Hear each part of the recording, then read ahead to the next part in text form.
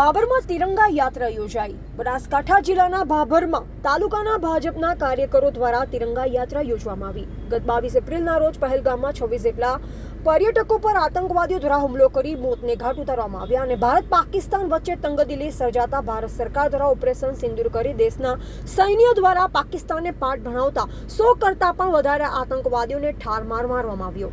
જે દરમિયાન આજરોજ બાબર ખાતે ભાજપના કાર્યકરો દ્વારા તિરંગા યાત્રા યોજી અને ભારતીય સૈન્યને સલામી આપી અને ભારત માતા કી જય, જય જવાન જય કિસાનના નારા સાથે તિરંગા યાત્રા બાબરના વિવિધ વિસ્તારોમાં ફરી અને યાત્રામાં મોટી સંખ્યામાં ભાજપ કાર્યકરો જોડાયા।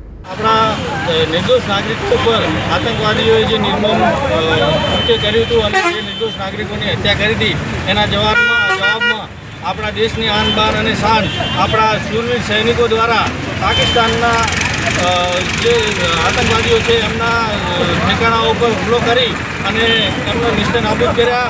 આ ગૌરવશાળી પળને બિરદાવવા માટે આજે બાબર શહેર અને બાબર તાલુકા ભારતીય જનતા પાર્ટી દ્વારા તિરંગા રેલીનું આયોજન કરવામાં આવ્યું હતું અને કાર્યકરો ખૂબ બહોળી સંખ્યામાં જોડાઈ અને ભારતીય સૈન્યને સલામી આપી હતી અને ખૂબ સારી સંખ્યામાં કાર્યકરો જોડાયા હતા।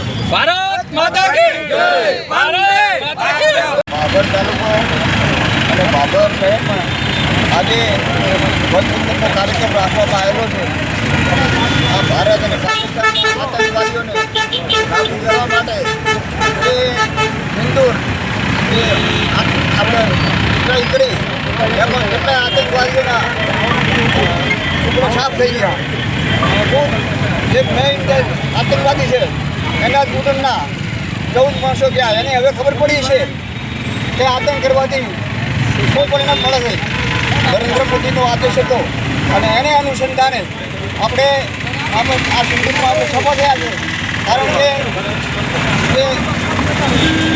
જે આપણા 26 હિન્દુઓ જે હતા એની કચરા આમ કરી નાખી એનો બદલો આજે આપણે લીધો છે।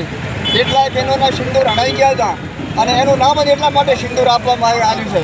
આ નરેન્દ્ર મોદીએ આ સ્ટ્રાઇક કરી અને આતંકવાદીઓને બતાવી દીધું છે। ખરેખર નરેન્દ્ર મોદીનો ખૂબ આભાર, ધન્યવાદ। અને આતંકવાદીઓ છે એનો કાયમ માટે ખતરો બોલાવશે એની ઘોષણા કરી છે। પાકિસ્તાનને પૂરો પાઠ ભણાવ્યો છે અને ભારત સેનાને બિરદાવી છે। ત્રણેય સેનાઓએ ખૂબ સારી કામગીરી કરી છે।